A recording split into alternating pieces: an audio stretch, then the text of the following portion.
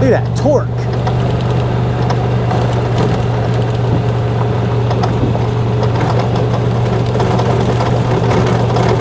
Long before there were UTVs or side-by-sides, there were golf carts.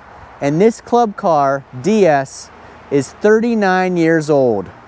In today's video, we're going to do a little bit of maintenance on this and talk about how these things were, in essence, the side-by-side for people who could find them before side-by-sides ever came out. And even today, they can do a lot of work for much cheaper than a side-by-side. There we've got people mode.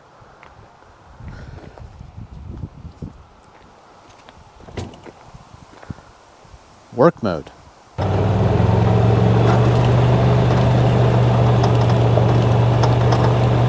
In today's video, we're talking about our club car golf cart. This thing is 39 years old. That's right. Next year, it will be 40 years old. And I'm going to show you how to tell how old one of these old club car DS golf carts is. But then I'm also going to show you the simplicity of an oil change and maintenance on these machines. I really think they will last forever if they're taken care of. Now, this golf cart was actually my grandfather's. He used it at his house, and then after he passed away in 2016, I had the opportunity to purchase it.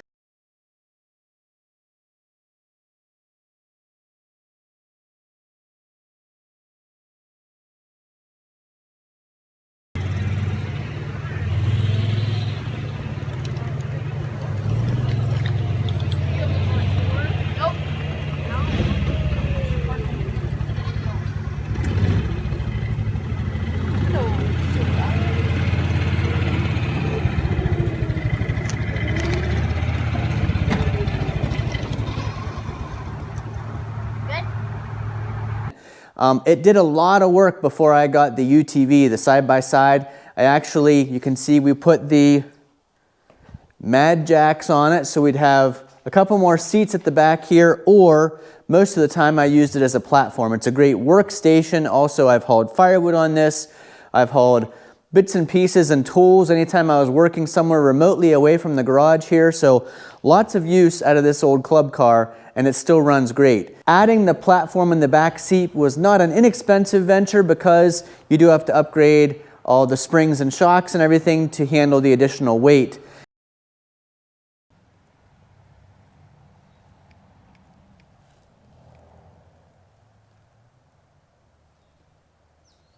And as you can see, our roof does not cover back to the extra seats, but that's never been a big problem for us. It's super nice to have this extra hauling space on it for sure. Before that, it was just a regular golf cart. And here's some pictures. You can see it was made to haul golf clubs around the golf course. And then my grandpa got it for at his house, just putting around the yard and in and out their really long driveway to get the mail. And then we've used it for a lot of things around here. Now, like I said, I use it a lot less now that I have the side-by-side because I use the side-by-side for hauling wood and stuff out of the woods, firewood stacked up. It is a little bit better prepared for activity in the woods. You can see this club car does not have a lift kit or anything on it. It just has the heavy-duty suspension now to handle the additional weight of people sitting on the back or hauling stuff in the back. This club car DS is gas powered. You can see there's the club car engine in there, and that engine was actually made by Kawasaki, so that's a Kawasaki single cylinder gasoline engine. You can see these do have aluminum frames, so they never really rust out and they hold up really well if you take care of them. The hardest thing to maintain, honestly, is the fiberglass. You can see right there where the seat attaches, we've got a crack. We've got some cracks back here.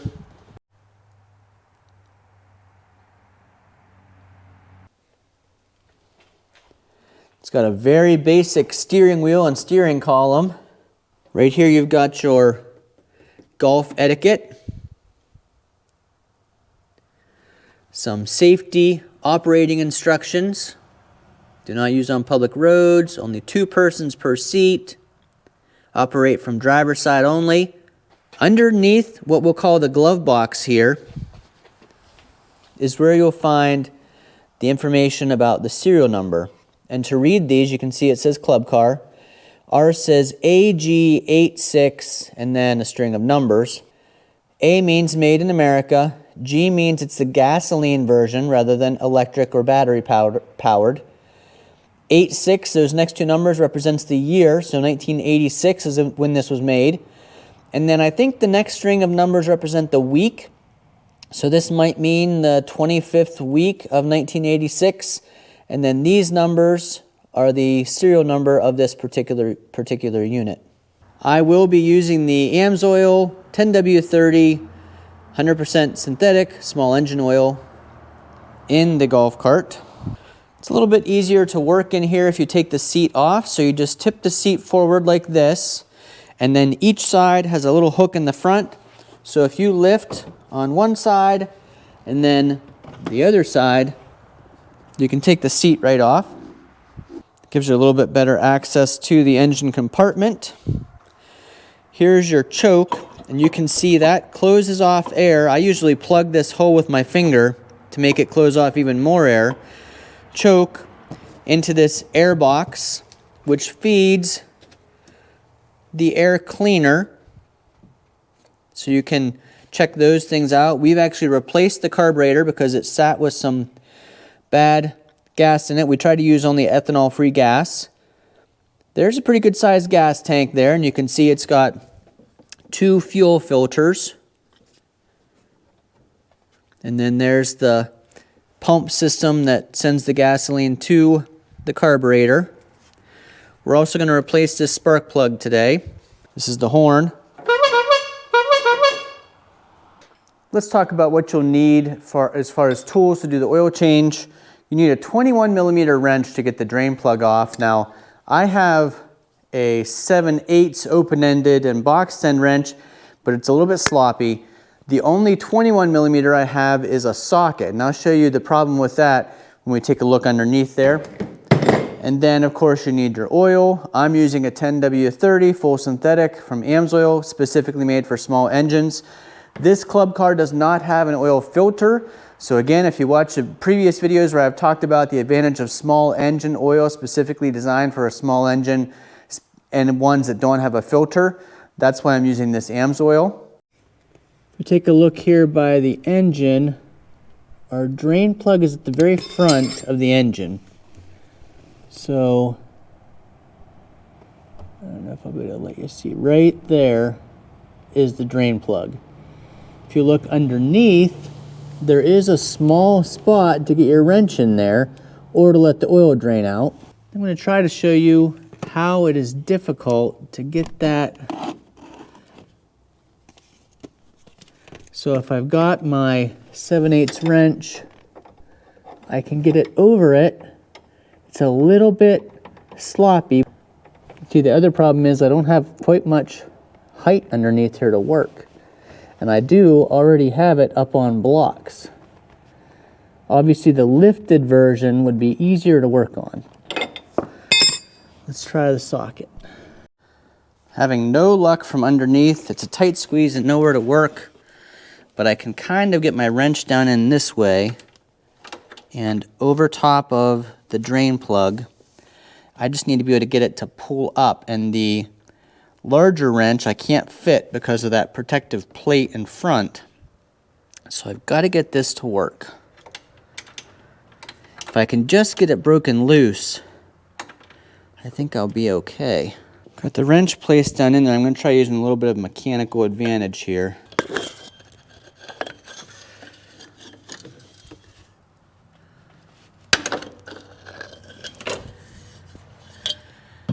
Did we get it broken loose? Yes, we did. So there's our bolt loosened up now. I should just be able to twist it by hand. Yeah, I can get that. That's a long drain plug.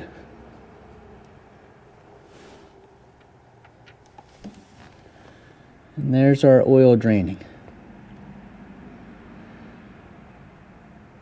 Let that drain out. You need a pan that'll hold at least 1.5 quarts. There should be between 1 quart and 1/4 and 1.5 quarts in there. That did have a magnetic drain plug on it, and it did have some buildup of some little bits of metal, but hey, 39 years old. It's probably gonna eat a little bit of metal from time to time. Nothing big, no big chunks, just stuff that was stuck to that magnet on the drain plug. While that's still dripping out, we're gonna go ahead and take the spark plug out, take a look at it. This is a 13/16 spark plug wrench. This cart doesn't get run very much anymore. Oh yeah, that's pretty dirty. I'll show you what plug that is. That is an Autolite 2976. I was looking for an NGK BPM 6A, but the auto parts store didn't have it, so we ended up with this Champion 853 CJ7Y. It's supposed to be the same as that NGK I wanted and the same as this Autolite. So that's not exactly the same. See how the Autolite has more space underneath it? Same size threading and same distance below the thread, but the Champion has more resistor space, less bolt space. I guess that shouldn't really matter, as long as our spark plug wrench can get down into it.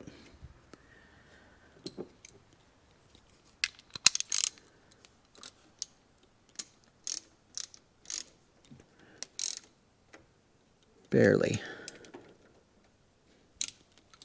All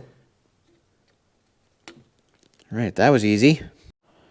Okay, it's done draining. We're going to put that drain plug back in, but just to show you here, that is definitely 21 millimeter on that drain plug.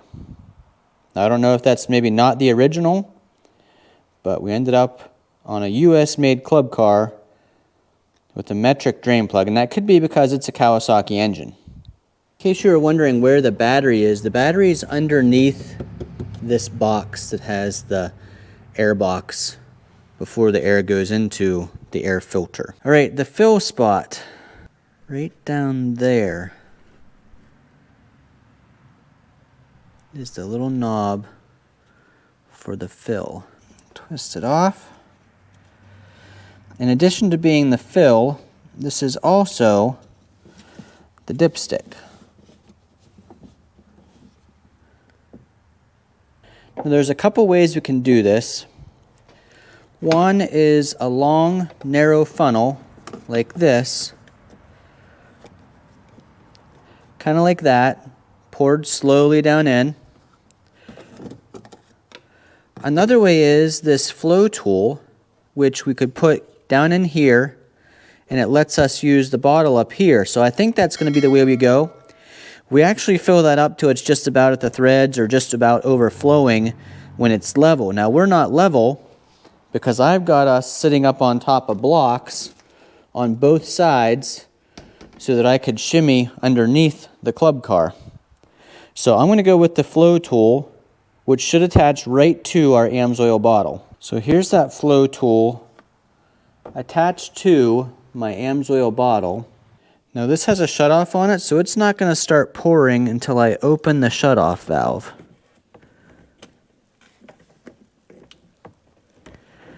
Get myself lined up in there first. So we're lined up in the oil fill. We can turn this and start the flow of our Amsoil small engine oil down into there. We know it's going to take more than a quart, so you can see it making progress slowly here on the side of the quart bottle.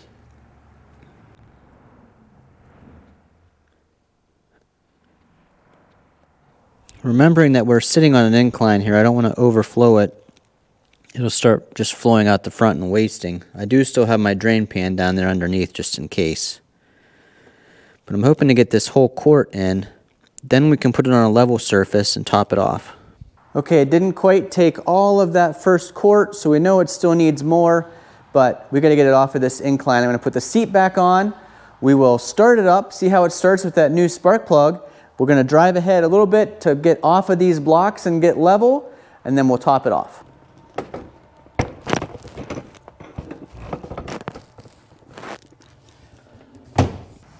oil pan out. Take the brake off. Turn the key on.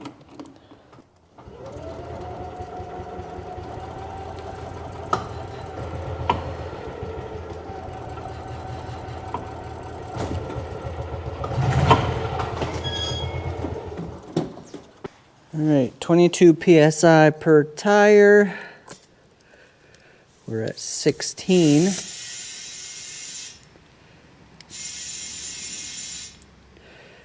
I'll put a link to this Astro AI gauge. I love how simple it is to fill tires on anything with this.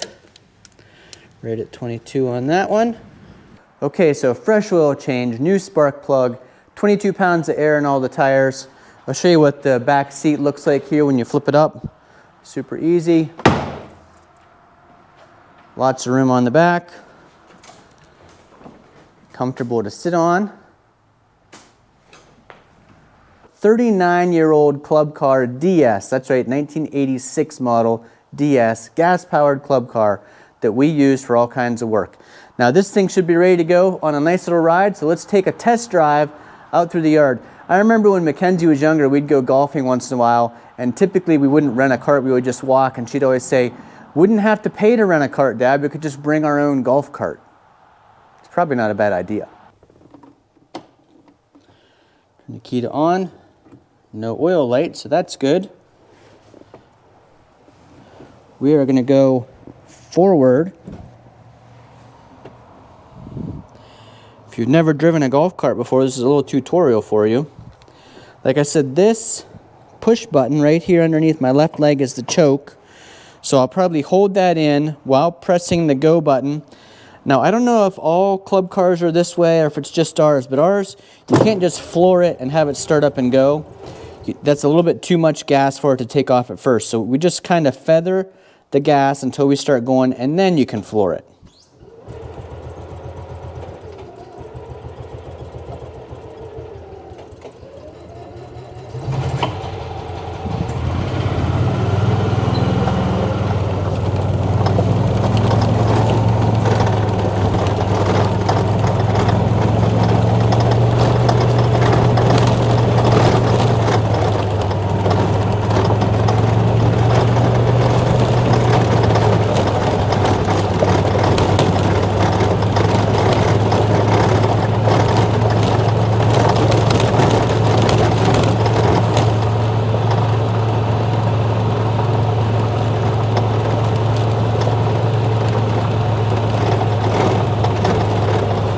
We do have some golf balls there just in case we come across a golf hole.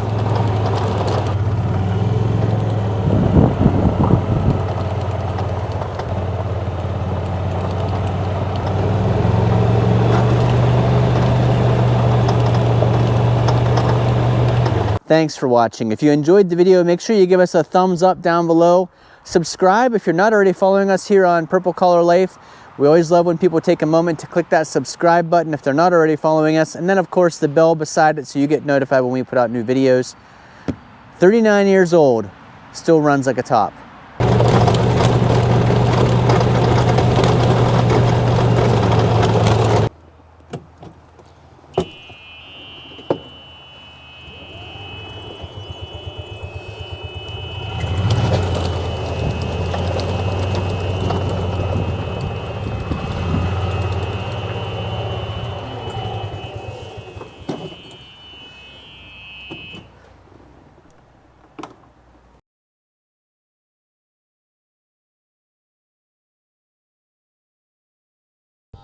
That's